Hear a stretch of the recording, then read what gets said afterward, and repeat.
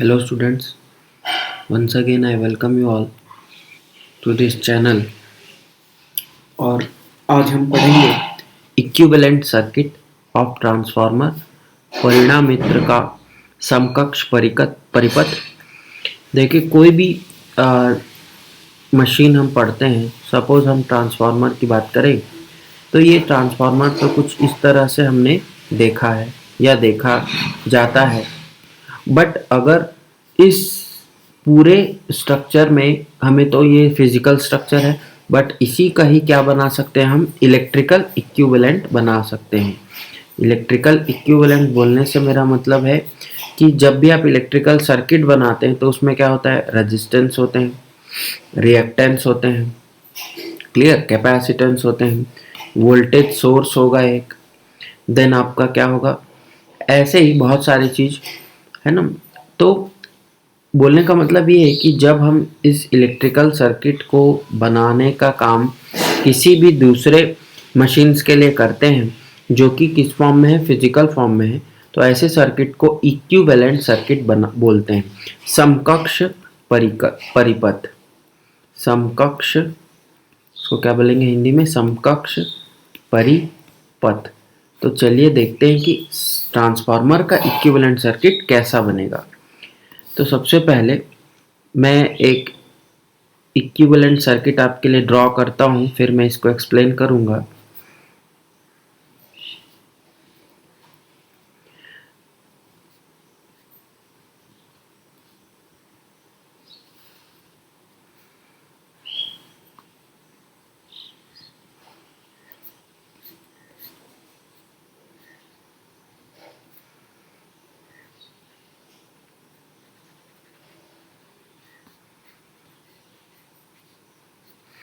I hope कि आपको ये चीज़ भी दिख रही होगी, समझ में भी आ रहा होगा कुछ, तो इसी के थ्रू हम समझने की कोशिश करेंगे। चलिए पहले इनका नाम दे देते हैं। तो ये जो है, ये वोल्टेज सोर्स है V1, ये है R1, ये है X1, इसको हम बोलते हैं R0 और ये हो जाता है X0। यहाँ पर का जो वोल्टेज होगा वो E1 होगा, यहाँ का वोल्टेज E2 होगा, ये R2 X2 और ये हमारा क्या है, लोड है। तो इतना चीज़ तो हम लोग को पता चल गया। चलिए अब हम इनके नाम देख लेते हैं। तो देखो ये जो फर्स्ट साइड हम बोलते हैं, ये जो पहली साइड होगी यहाँ से लेकर के इस टर्मिनल तक या इस पॉइंट तक, ये होती है हमारी प्राइमरी साइड, और इस टर्मिनल से लेकर के यहाँ तक जो होगी वो होगी सेकेंडरी साइड, द्वितीयक साइड, और ये प्राइमरी, प्राथमिक। तो जो प्राइमरी साइड होगा वहां पर जो भी हम लिखेंगे उसके नीचे क्या लिखेंगे, सबस्क्रिप्ट में 1 लिखा रहेगा। R0 X0 छोड़ देंगे अभी, V1 R1 X1, secondary side में R2 X2 और यहाँ V2 भी आएगा। चलिए इसको मैं डाल देता हूँ, ये जो वोल्टेज होगा यहाँ का वो होगा V2, ठीक है। फिर यहाँ जो करंट फ्लो होगी वो I1, यहाँ जो करंट फ्लो होगी वो क्या होगी, I2 होगी। इस तरह से हम लिखेंगे। तो प्राइमरी साइड और सेकेंडरी साइड का जो सर्किट है वो हम बना लिया। अब हम थोड़ा एक्सप्लेनेशन देखते हैं। जब ये टर्मिनल वोल्टेज, जब भी ये टर्मिनल वोल्टेज हम अप्लाई करेंगे वो साइड बन जाता है प्राइमरी साइड, इनपुट वोल्टेज या supply voltage V1। That is यहाँ पर जो भी टर्मिनल होगा उसका जो ये वोल्टेज को दिखा रहा है, तो V1 को क्या बोलेंगे हम, प्राइमरी टर्मिनल वोल्टेज, क्लियर। फिर I1, I1 क्या है, तो I1 क्या है, धारा है, करंट है। कहाँ की करंट है, प्राइमरी की, तो इसको बोलेंगे प्राइमरी करंट। देन R1 और X1, तो R1 जो है वो रेजिस्टेंस है, कहाँ का है, फर्स्ट साइड मतलब प्राइमरी साइड का, तो प्राइमरी रेजिस्टेंस R1 हो गया, और X1 क्या हो गया, प्राइमरी रिएक्टेंस, क्लियर। दोनों को मिला करके बोलेंगे तो ये हो जाएगा Z1 प्राइमरी इम्पीडेंस। अब हम सेकेंड साइड में आ जाते हैं, V2, ये होगा secondary terminal voltage, then I2 ये होगा सेकेंडरी करंट, द्वितीयक करंट, क्लियर। देन होगा R2 और X2 ये होगा सेकेंडरी रेजिस्टेंस, द्वितीयक प्रतिरोध, और X2 क्या होगा, सेकेंडरी रिएक्टेंस, द्वितीयक प्रतिघात। तो ये चीजें यहाँ पर देख लें। अब एक चीज यहाँ अलग से बनी हुई है, दैट इज ये वाला जो टर्मिनल हम देख रहे हैं। तो आप समझिए कि ये जो दो लाइन हमने दिखाई ये कोर को दिखाता है, बट कोर भी क्या हुआ है हमारा, यहाँ अगर आप देखेंगे तो कोर भी क्या है, कोर भी हमारा आयरन मटेरियल का बना हुआ है। तो जब भी इसमें फ्लक्स का फ्लो होगा, हमने देखा था, तो ये जो फ्लक्स के फ्लो को क्या करेगा, फ्लक्स के फ्लो को भी तो कोई अपोज करेगा, और ये भी क्या लगाएगा, ये भी लगाएगा अपना रेजिस्टेंस, रिएक्टेंस, ओवरऑल इसको बोले तो इम्पीडेंस। तो इसके भी पैरामीटर्स को तो इंक्लूड करना ही पड़ेगा। तो उस पैरामीटर्स को, उन जगहों को आप कहाँ इंक्लूड करेंगे, ये एक क्वेश्चन बनता है, क्योंकि core is common to primary and secondary. इसीलिए हमने अपने जो इक्विवेलेंट सर्किट है उसमें यहाँ पर अभी लगा दिया है, मतलब प्राइमरी साइड पर इसको कनेक्ट किया है। तो एक चीज याद रखेंगे कि ये जो R0 होगा और X0 होगा, ये कोर के जो पैरामीटर्स हम दिखाएंगे, ये दोनों साइड के लिए क्या रहेंगे, इक्वल रहेंगे, कॉमन रहेंगे, क्योंकि कोर सिंगल है, कॉमन है प्राइमरी और सेकेंडरी में। तो R0 जो होगा, ये जो है, इस R0 को हम बोलेंगे no load resistance, no load resistance, और X0 होगा no load reactance. No load क्यों बोल रहे हैं, क्योंकि ये कोर में लगा हुआ है, इसको लोड से कोई भी फर्क नहीं पड़ता। विदाउट लोड भी, अगर यहाँ पर कोई भी लोड नहीं भी लगा हो तो भी ये पैरामीटर्स तो रहेंगे ही, R0 और X0। फिर यहाँ से जो एक करंट फ्लो होगी इसको बोलेंगे I0, और ये जो करंट है ये दो भाग में यहाँ आकर के बढ़ जाएगा, एक इधर R0 में जाएगा, एक X0 में। तो जो R0 में जाएगा वो IW और X0 में जाएगा वो IM। इसको हम अभी देखेंगे, इसको क्या है, ये तीनों के बारे में मैं समझाऊंगा। उसके पहले I0 is no load current, जब कोई भी लोड नहीं लगा होगा तो जो करंट फ्लो होगी उसे हम नो लोड करंट बोलेंगे। अब R2 X2 is clear, I2 भी क्लियर है, लोड टर्मिनल वोल्टेज या सेकेंडरी टर्मिनल वोल्टेज भी इसको बोलते हैं। तो ये हमारा बन गया इक्विवेलेंट सर्किट। अब हम चलते हैं, जो हमने एक अभी बात की कि करंट आया और दो टर्मिनल्स थे यहाँ हमारे पास, वहाँ पर चला गया। इस करंट को हमने बोला था I0, ये करंट हो गया IW जो R0 में आया, और जो X0 में आया वो हो गया IM।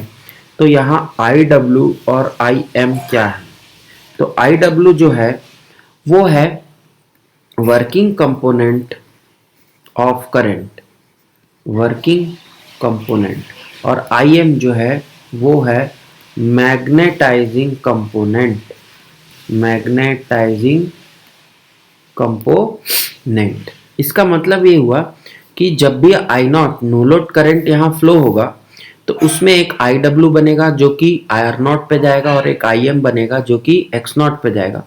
IW को वर्किंग क्यों बोल रहे हैं, क्योंकि जब भी रेजिस्टेंस से कोई करंट फ्लो होगा उसमें क्या होगा, I²R वाला फॉर्मूला, मतलब पावर लॉस वहां होगा। तो जब भी पावर लॉस होगा इसका मतलब वो वर्किंग कंपोनेंट में जा रहा है, वो हमारा क्या कर रहा है, काम कर रहा है। बट X0 में जब करंट फ्लो होगा तो X इज रिएक्टेंस, और रिएक्टेंस की जो वैल्यू है वो क्या है, पूरी की पूरी मैग्नेटाइजिंग वैल्यू है। तो जब भी IM फ्लो होगा वो मैग्नेटाइज करेगा हमारे कोर को। तो दो कंपोनेंट यहाँ बने, working component and magnetising component. तो जो वर्किंग कंपोनेंट है इसके कारण लॉस होगा, और मैग्नेटाइजिंग कंपोनेंट के कारण क्या होगा, मैग्नेटाइज होगा। ये तो सिंपल सा उसके नाम पे ही है, मैग्नेटाइजिंग का काम वो करेगा।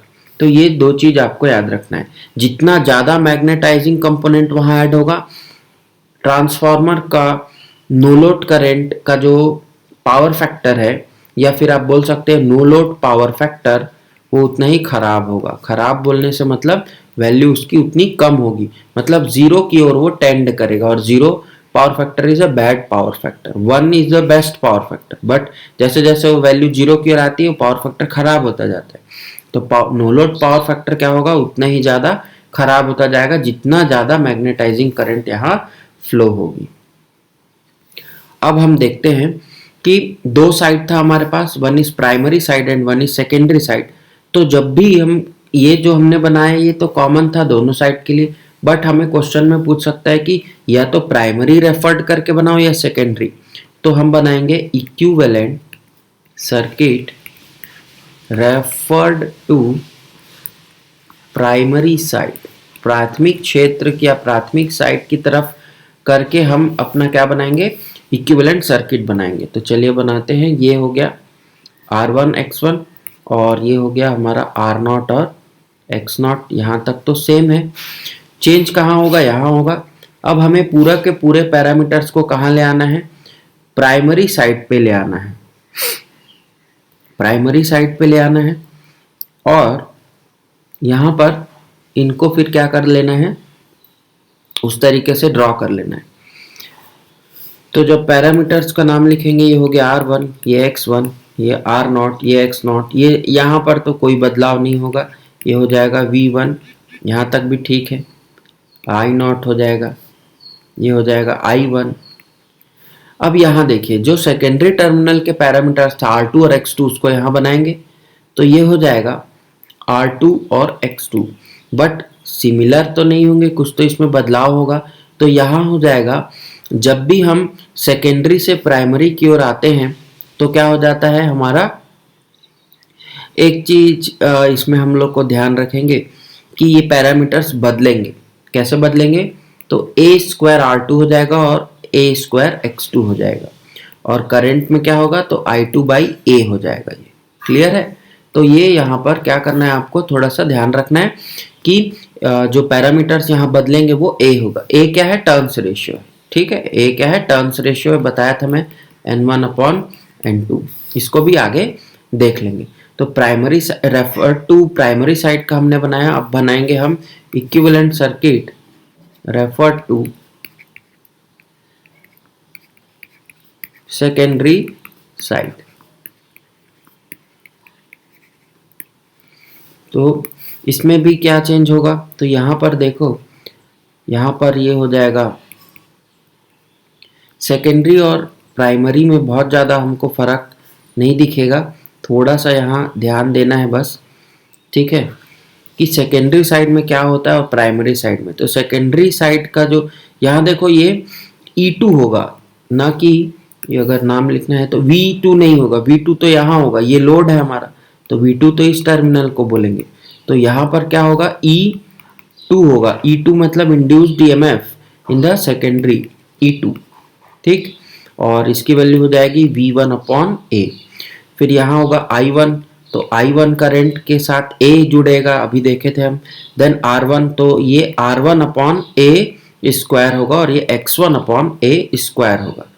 देन R2 और X2 तो सेम रहेंगे, R0 और X0 भी सेम रहेंगे, और ये I0, और यहाँ से करंट जाएगी I2 जाएगी। आई थिंक कि ये चीज़ भी क्लियर है। एक बार और आप इसको चेक कर लेंगे, देख लेंगे, तो आपको यहाँ से क्लियर हो जाएगा, ठीक है। तो आज के इस वीडियो में इतना ही, और नेक्स्ट क्लास में हम इसके आगे के टॉपिक्स को पढ़ेंगे। तब तक के लिए thank you very much for watching and keep learning.